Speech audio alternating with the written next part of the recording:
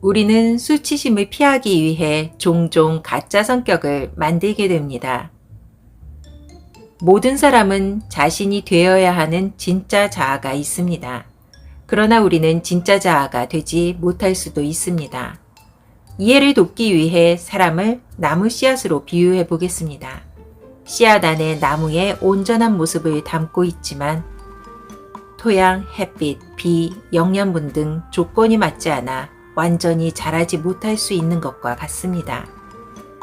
그렇다면 우리가 우리 자신이 되는 자유를 방해하는 것은 무엇일까요?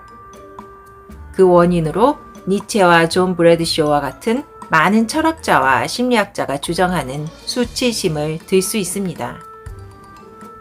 부끄러운 마음은 내가 누구든 간에 내가 되어야 할 사람이 아니다 라고 말합니다. 더 자세히 말하자면 부끄러운 마음에는 남자, 여자, 아버지, 어머니 등이 된다는 것에 대한 이상적인 이미지가 있고 자신의 이상적인 이미지와 비교하여 부적절하다고 생각합니다.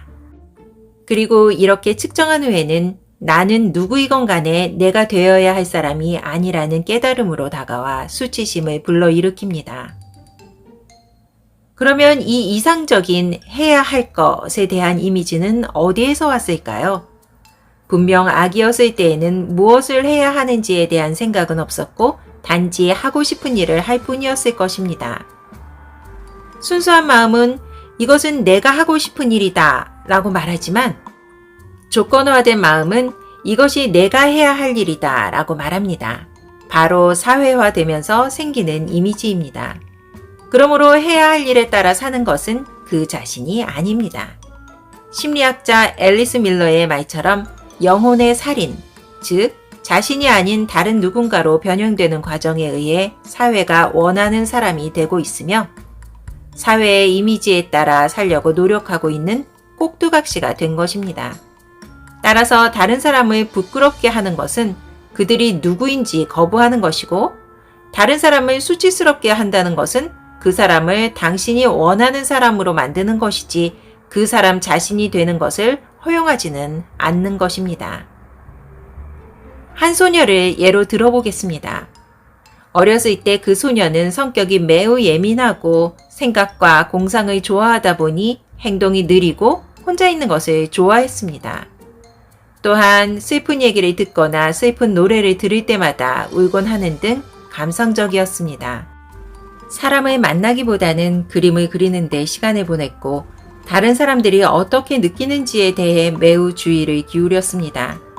솔직히 이것이 그 소녀의 장점이었고 언젠가는 훌륭한 그림 작가가 되었을 것입니다. 하지만 그 소녀의 부모님은 항상 그 소녀와 그녀의 언니를 비교했습니다.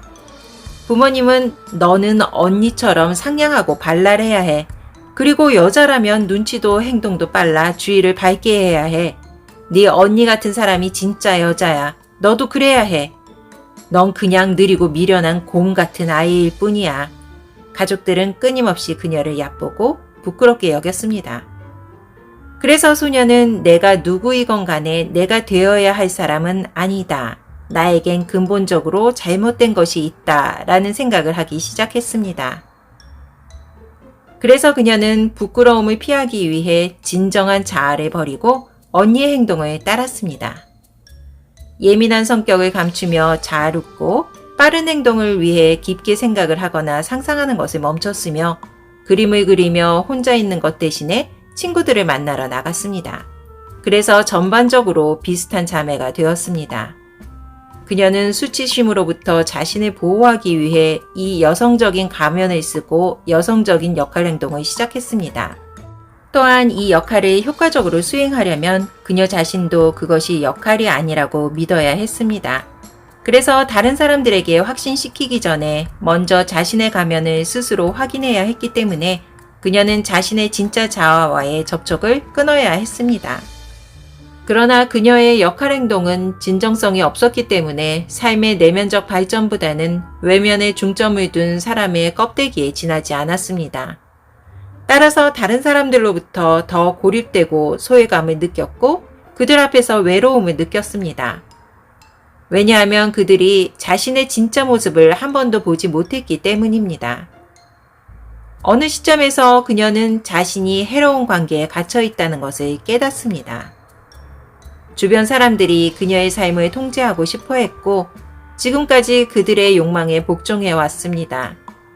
자신이 살고 싶은 삶이 아닌 그들이 원하는 삶을 살고 있었지만 마침내 이 생활 방식이 무익하다는 것을 깨달았습니다.